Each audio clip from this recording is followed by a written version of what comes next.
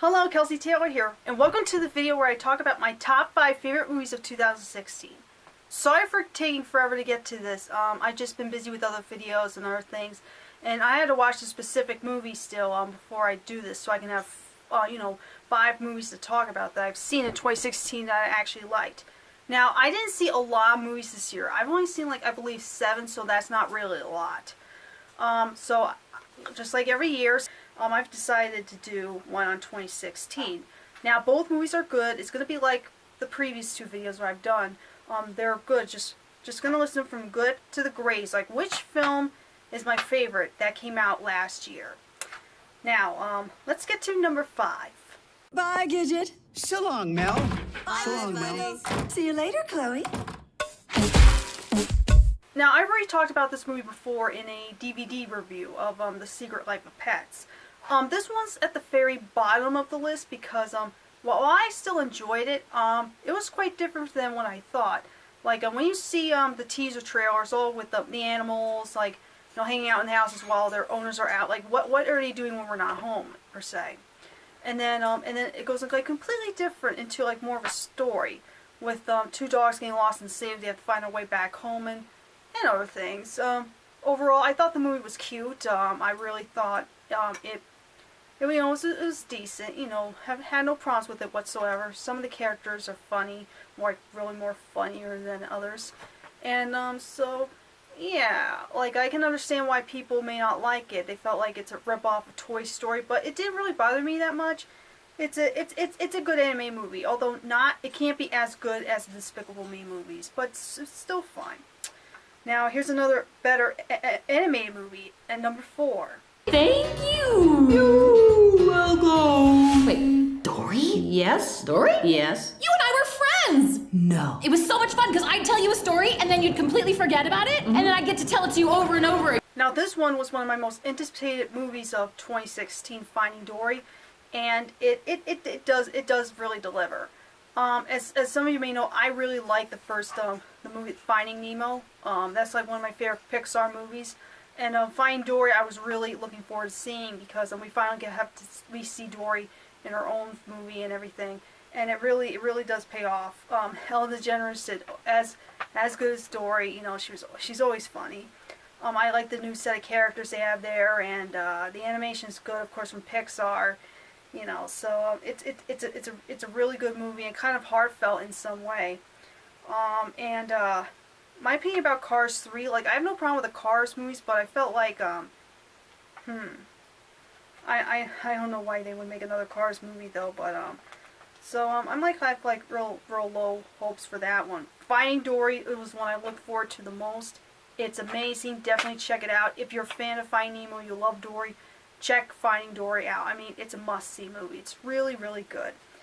Now, I have one more anime movie on the list, which, this list was very hard to put together, like, which one's, the best movie. And here's number 3, my favorite anime movie of 2016. I am Hero of Men. What? It's actually Maui, shapeshifter, demigod of the wind and sea, Hero of Men. I interrupted from the top. Hero of Men. Go.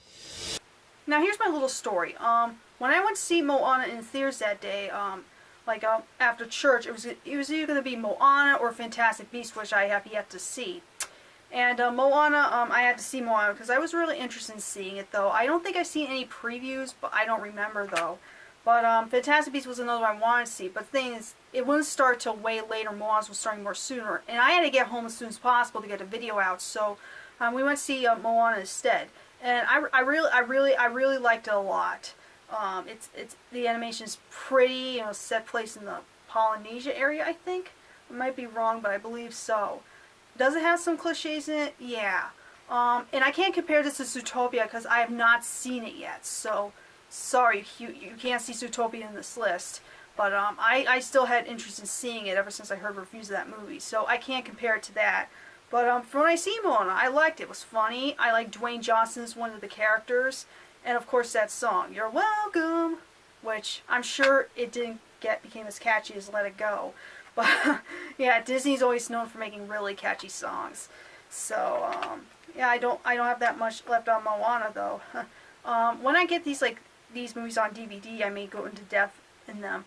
like my own list is just basically on my favorite movies of 2016. Like just my own opinion. You may have like differences with it, or you may agree with me on some of them. So yeah, I would recommend Moana if you haven't seen it. All right, number 2. No order in the matter of Thorley versus Wesley. Mr. Kane will insist faith isn't on trial here. But that is exactly what is on trial. You're looking to prove that Jesus Christ exists? It's kind of surreal that I put a Christian film at number 2. Like I've done that before, but this is like the only Christian film that I've seen in 2016. Of course, there's one I'm Not Ashamed. It's called. I didn't see yet, but God's Not Dead 2, the sequel to God's Not Dead. I thought it was almost as good as the first movie. Although I did see the trailer to God's Not Dead 2 and expect what was going to be about. You know, about like a teacher like asking a question about God in class. She gets in trouble and is set in the court case. Which I was like, you know, like okay, like I wasn't like really super excited about being like a court case story because I'm never a fan of that stuff. Like that's why I never watched Law and Order.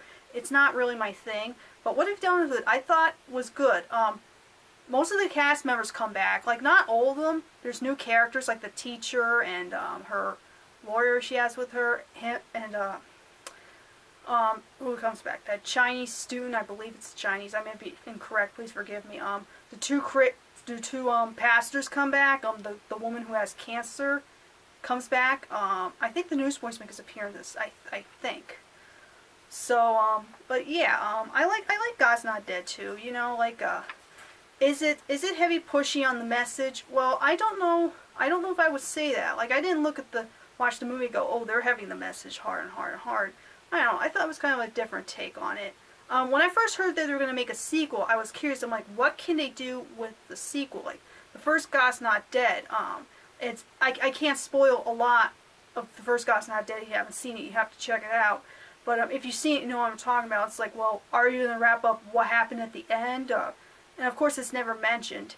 And I would recommend you stay after the credits because there's one of those after credit scenes. Tell me if there's going to be like a third one, because if there is it going to be about what's going to go on? Like I said, I can't spoil. You have to watch the second movie and stay after the credits for that. Who knows if it's going to happen? But I'm just fine with 2 movies. Like I really like the God's Not Dead movies. Like I would recommend those movies if you, even though I say they're must-see films, I recommend if you're a hardcore Christian and you like these kind of movies, it doesn't quite bother you. They're must-see films. And very, very important for everybody's life. Maybe they may not enjoy the movie. They may have something to think about, like in life, in a godly way. So, yeah, that's number 2. Now, let's get to number 1. The one film I was talking about that's why the video took forever to come out, so I need to watch this all the way through. My number 1 favorite movie of 2016 is... You're gonna leave Fairville. You're gonna take a holiday. You got a choice to make. Stick around here, or live a little. Bingo!